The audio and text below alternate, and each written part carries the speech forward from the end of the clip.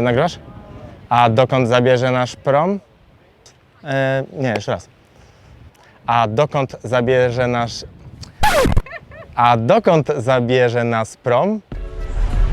Po 3 dniach spędzonych na Mykonos wsiedliśmy na prom i udajemy się na wyspę Naxos. Dla takich ludzi, którzy nie potrafią siedzieć długo w jednym miejscu, to jest bardzo dobra opcja. Jest sierpień 2021 roku. Jesteśmy na wyspie Naxos i wszyscy lokalni mówią nam, że nie pamiętają takich upałów, od kiedy tutaj żyją i pracują. I właściwie tylko 32 stopnie można byłoby powiedzieć, ale odczuwalny jak 40. Nie wiem, z czego to wynika, ale może dlatego, że nie ma wiatru. No i napotkaliśmy pierwsze trudności. Chcieliśmy wypożyczyć skuter albo auto i się okazało, że wszystko jest wyprzedane. Damy temu radę. Co by oznaczało, że jesteśmy absolutnie w szczycie sezonu. No nic, trzeba będzie zmodyfikować plany. Nie zwiedzimy wyspy wewnątrz. Może autobusem pojedziemy na plażę. Nie ma tego złego, odpoczniemy. No i znalazła się alternatywa. Będziemy jeść i pić.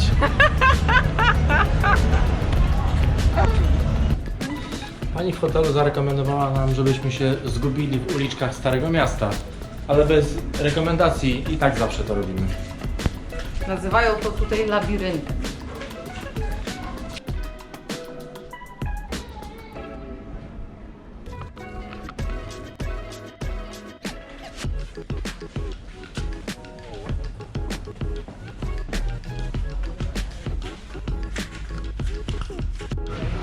Z kawiarni przypominającej w środku kościół. Zobaczcie, jaki widok na miasto Naxos i port.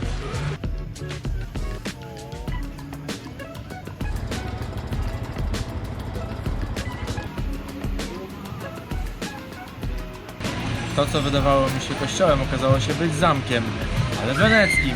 Czyli Wenecjanie musieli być bardzo wierzący, skoro tak zdobili swój zamek.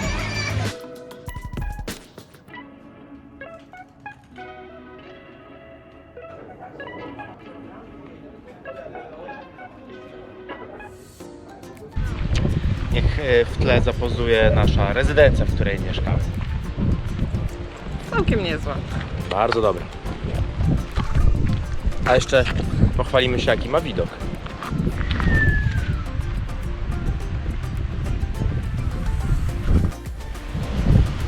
Wczoraj wspomnieliśmy o tym, że na całej wyspie nie ma wolnego skutera i to prawda. Nie bylibyśmy sobą, gdybyśmy nie zrealizowali planu. Zatem zdecydowaliśmy się na samochód i jedziemy dzisiaj zobaczyć najstarszy w Grecji monastyr. Miasteczko słynące z marmurów, to coś dla Asi. Będziemy smakowali kitron, lokalny likier, ale mocny, dobry. No i zobaczymy pewnie plażę. Asia, opowiedz, gdzie idziemy, bo jestem zbyt... To się nie nada do filmu, to jeszcze raz musisz zrobić opening. Asia opowie, gdzie teraz dojechaliśmy i co zobaczymy. Idziemy obejrzeć kuriosy. 5-metrowe rzeźby z VII wieku przed naszą erą, które jak były tworzone, no to nie przeszły próby jakości z powodu jakichś tam wad i tak sobie tutaj na Naxos leżą. Jesteśmy bardzo ciekawi, jak wyglądają. Ciekawa droga do kuriosa. Sobie leży kolega, tylko faktycznie troszkę mu nóżka jakoś tak bardziej się wygięła. Oni tutaj nawet słupki drogowe albo jakiekolwiek inne oddzielające cokolwiek od czegokolwiek robią z marmuru. Ja bym na przykład chciała taki stoliczek, no. A, kopalnia, no właśnie. Może podjedziemy? Ukopiemy coś. Jedni bitcoiny, inni marmury. Drugi kuros leży na prywatnej działce, jest zagrodzone. No i nie możemy go dostrzec, więc chyba musimy wspomóc się dronem.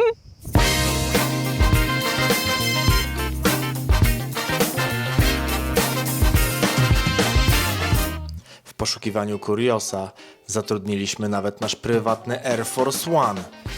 ale pozwolił nam znaleźć tylko powracających od Kuriosa turystów. Jak to czasem lepiej jest czytać. Chodź, chodź, mamy go. Drugi znaleziony kuros. No też problem miał z nogami. No, one ewidentnie nie chciały chodzić, ani nawet stać, chociaż tutaj jak widać próba postawienia go chyba była. Posągi zasadniczo przedstawiają młodych, nagich młodzieńców. Były wzorowane na egipskich posągach faraonów, czy też robionych dla faraonów. No i rzeźbione w marmurze, tu może tego nie widać, ale już lekko odczyszczony, bardziej przypomina marmur. Nie przeżyły transportu, najprawdopodobniej pękły. No i tak sobie tutaj oto leżą. Ten oto, który się nam objawia w tym momencie, to jest kuros z Farangi, a poprzedni, który oglądaliśmy, to był kuros z Flerio. A czy jest spokrewniony z Kurosawą? Niech popatrzę. Nie. Kolejna miejscowość na naszej trasie, miejscowość Halki. Kiedyś był to główny punkt handlu na Naxos, a dzisiaj po prostu Halki. Nie, dzisiaj miejscowość, która na cały Naxos jest słynna z produkcji kitronu, czyli takiej nalewki bazującej na cytrynach w smaku najbliżej do limoncello z Włoch, które znamy. Podążamy, żeby zobaczyć, co pozostało ze świetności Halki. W tym momencie udajemy się do świątyni bizantyjskiej z VI wieku. A to, co jeszcze przewodnik wskazuje, podobno willę zamożnych kupców sprzed wielu wieków, ale dzisiaj chyba trudno będzie nam znaleźć. Dom weneckiego kupca.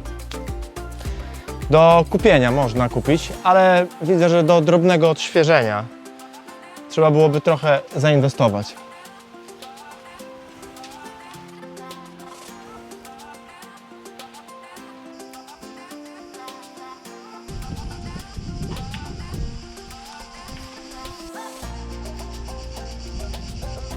Napiłabym się czegoś. Kitronu? Wody też.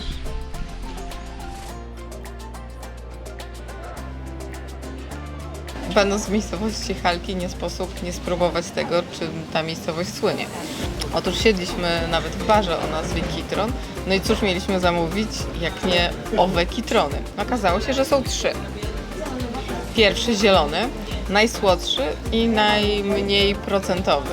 Średni, czyli biały, pani powiedziała tak pół na pół, przy czym to pół to tak w okolicy tych 30% jest mocy alkoholu. No i najmocniejszy, ale i też zarazem najmniej słodki, żółty. Degustujemy. Na skraju wsi Moni jest monastyr z VI wieku, podobno jeden z najstarszych na Bałkanach. Freski z VII. Jak zajrzałem do środka, wieje chłodem i starością. Ostatecznie mamy samochód Citroen C3. Jest biały, więc jest cool, ale jeszcze jedną rzecz opowiem. Próby negocjacji w wysokim sezonie absolutnie nie ma żadnych szans. Nie chcesz, to nie bierzesz. I dostaliśmy samochód, który jest niezatankowany, nieumyty, no ale cóż, wzięliśmy. Nie ma wyboru. Miasto Aspirantos to kolejny punkt na naszej trasie. I jak widzicie, jest całe w bieli, dlatego że jest to miasto w większości zbudowane z marmuru. Zbudowali go Wenecjanie, a aktualnie mieszkańcy to potomkowie Kreteńczyków, którzy uciekali w XIX roku przed prześladowaniami tureckimi. Powiedziałem w XIX roku? W XIX wieku.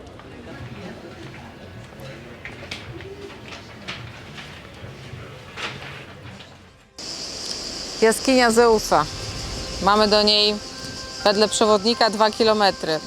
Wedle tego znaku 20 minut. Mój mąż chce wrócić z powrotem do samochodu.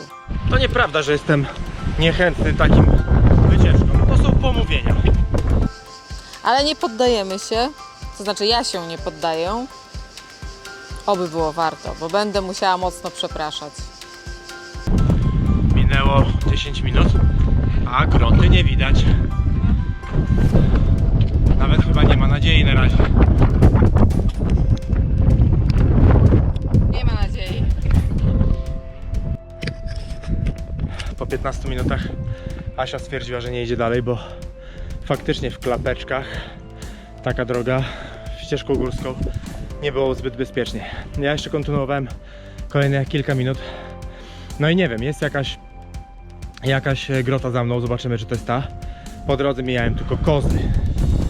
Się zapędziłem, że poszedłem jeszcze wyżej niż ta grota, ale na szczęście napotkani turyści mnie zawrócili. Wiedzieli, że to jest tutaj. Nie ma sensu iść wyżej. Bo cel mojej wędrówki jest absolutnie tutaj. Zaglądamy. Warto dodać, że jaskinia Za znajduje się w najwyższym szczycie Cyklat, górze Zeusa, o niezbyt imponującej wysokości 1004 metrów nad poziomem morza. Tu podobno ukrywał się mały Zeus przed gniewem swego ojca Kronosa, który chętnie by go zjadł. A bliższa prawdy jest pewnie historia o tym, że chrześcijanie zyskiwali tutaj schronienie podczas najazdów tureckich.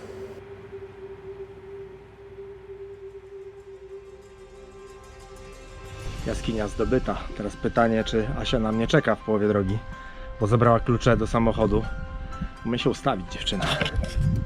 Malownicza droga. Słyszeliście przed chwilą historię groty Zeusa. No i na pewno warto zainwestować 20 minut wspinaczki, tylko warto byłoby mieć trochę lepsze buty.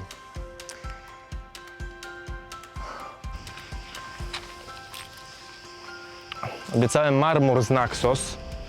No i tak się zastanawiamy, albo biały, albo biało-różowy, albo różowy. Jaki wziąć? Który spocznie pod naszym bukiem?